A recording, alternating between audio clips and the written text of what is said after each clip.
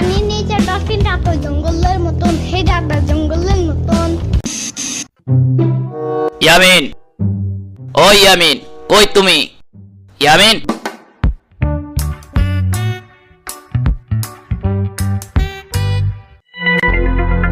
কি হয়েছে? দেখো কে আসছে।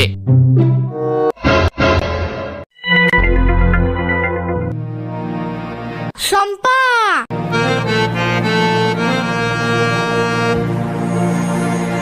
ইয়ামিন, শম্পা আজকে আমাদের বাসায় থাকবে। আমি শম্পার আব্বু আম্মুর থেকে পারমিশন নিয়ে এসেছি। সত্যি? হ্যাঁ সত্যি। কেন?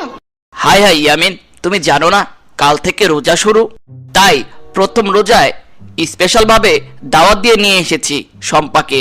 ও আচ্ছা। আজ চাঁদ দেখবে শম্পা আমাদের সাথে, কাল ইফতার করবে আমাদের সাথেই। Wow, E P!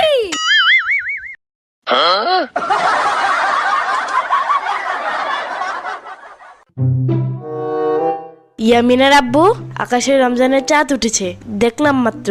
চলো সবাই চাঁদ দেখে আসি। হ্যাঁ হ্যাঁ, চলো চলো সবাই চলো। হ্যাঁ হ্যাঁ, চলো।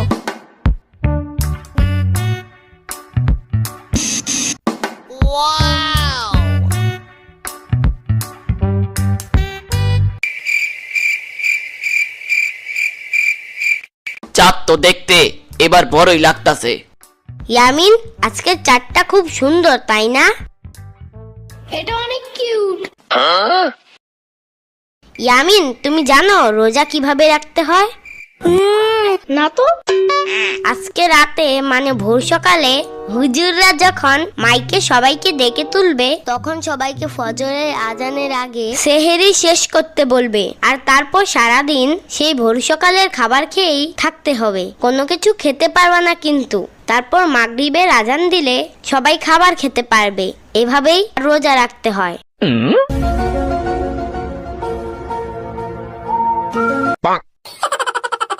শম্পা, কে যে বোঝাচ্ছ? ইয়ামিন তো জানেই না সেহেরি কাকে বলে। আমি জানি। বলো তাইলে সেহেরি কি?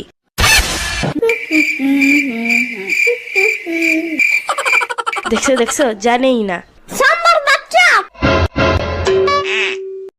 ইয়ামিন, আজকে ভোর সকালে মাইক দিয়ে যখন হুজুররা সবাইকে ঘুম থেকে জাগাবে, আর তারপর সবাই যখন খাবার খাবে, সেটাকেই বলে সেহেরি। ও আচ্ছা। ইয়ামিন, তুমি রোজা এবার কয়টা রাখবা? হ্যাঁ? ইয়ামিন এটাও বোঝে নাই। হা হা।